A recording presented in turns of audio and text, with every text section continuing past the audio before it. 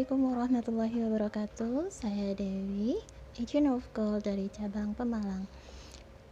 Kita di sini mau berbincang sedikit ya tentang tabungan yang salah. Gimana sih tabungan yang salah itu? Jadi gini teman-teman, tabungan yang salah mulai dari mindset kali ya. Oke, kalau orang itu cenderung saat mereka ingin menabung atau mereka bekerja, mereka akan menabung untuk menunjukkan sesuatu ke orang lain. Seperti misalnya aja, hasil kerja keras kita belikan kendaraan bermotor. Misalnya bisa motor, bisa mobil, keluaran-keluaran terbaru, atau gadget keluaran terbaru. Nah, ini kan sebetulnya ya untuk gengsi aja ya, tapi nggak bermanfaat untuk kedepannya kita. Kenapa? Karena aset-aset yang seperti ini, baik itu kendaraan bermotor maupun gadget yang terbaru sekalipun, suatu hari nanti atau seiringnya waktu, justru nilai mereka akan berkurang. Jadi nggak ada sejarahnya nih.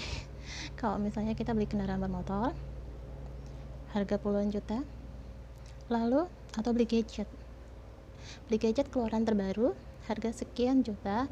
Nah, saat kita membutuhkan uang, kita akan jual kembali dan hasilnya adalah nilainya turun. Terus tabungan yang benar tuh gimana nih kalau bukan dengan cara seperti ini?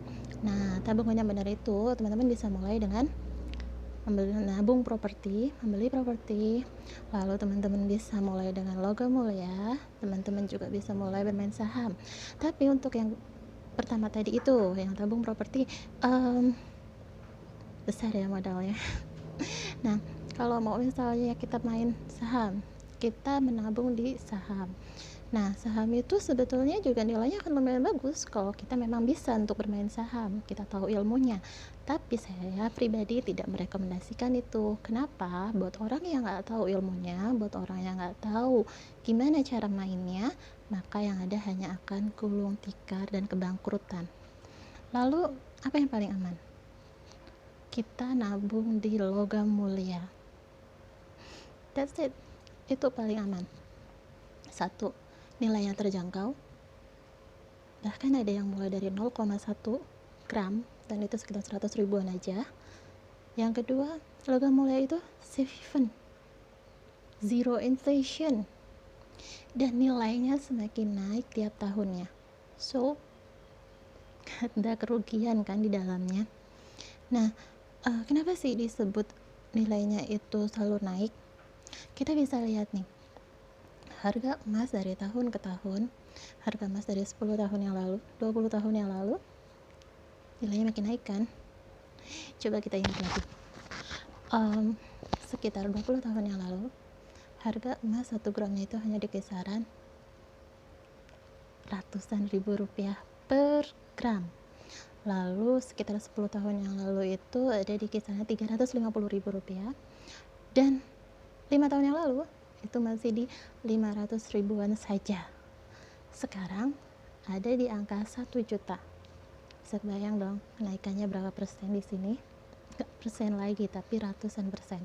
Nah, kalau misalnya teman-teman 10 tahun yang lalu beli gadget keluaran terbaru, 10 tahun kemudian atau di tahun ini teman-teman jual,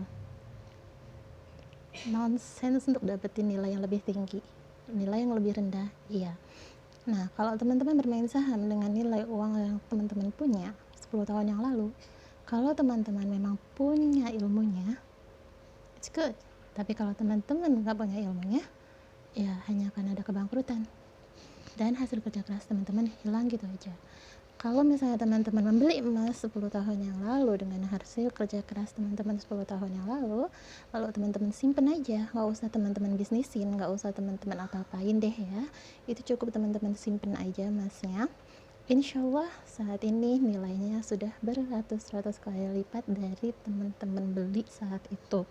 Dan satu lagi, investasi logam mulia atau tabungan logam mulia itu zero inflation. Jadi ketika keadaan global lagi nggak menentu, ketika keadaan ekonomi di dunia ini lagi nggak jelas, terjadi inflasi, semua nilai-nilai naik, nilai emas pun ikut berkembang. Jadi nggak perlu takut dan nggak perlu ragu, nggak ada tuh sejarahnya nilai emas kita simpen terus rugi. Ya, Memang kalau teman-teman belinya untuk hari ini dijual besok, atau beli bulan ini lalu dijual bulan depan, cenderung memang mengalami kenaikan yang sangat kecil sekali, atau bahkan bisa dianggap merugi kalau hitungannya masih terlalu dini. Karena itulah emas adalah tabungan atau investasi jangka panjang, bukan untuk 1 hari 2 hari atau 1 bulan 2 bulan. Nah, gimana sih cara nabung emas yang benar? Cara nabung emas yang benar adalah teman-teman tentuin dulu impiannya apa. Teman-teman mau jadi apa dulu nih? Teman-teman mau beli apa dulu nih? Nah, setelah ketemu impiannya, yuk hitung dulu habis dananya berapa untuk sampai ke impian itu. Nah, setelah sampai di situ, nggak berhenti cuma sampai dihitung. Kita konversikan perhitungan rupiah kita itu ke dalam emas. Nah, setelah kita konversikan ke dalam hitungan emas, teman-teman tinggal nih kejar emasnya. Jadi jangan misalnya nih ya mau beli tanah senilai 50 juta, lalu teman-teman nabung dengan uang rupiah untuk mencapai ke 50 juta itu, endingnya jauh. Nah, teman-teman konversikan nih, misal saat ini jaminnya adalah sekitar 1 juta ya untuk 1 gram emasnya, berarti kita butuh 50 gram. Nah, kita keep itu 50 gram, kita kejar yang 50 gramnya. Jadi kita mau targetkan berapa lama nih kita mau nabung punya tanah itu, kita kejar di situ dengan gramasi emasnya, bukan dengan nilai rupiahnya. Nah, kalau dengan cara seperti itu, karena tadi emas adalah safe haven dan juga zero inflation, maka yang akan terjadi adalah teman-teman baru menabung emas belum mencapai 50 gram, tapi nominal rupiahnya sudah mencapai 50 juta. Bisa loh, nggak percaya?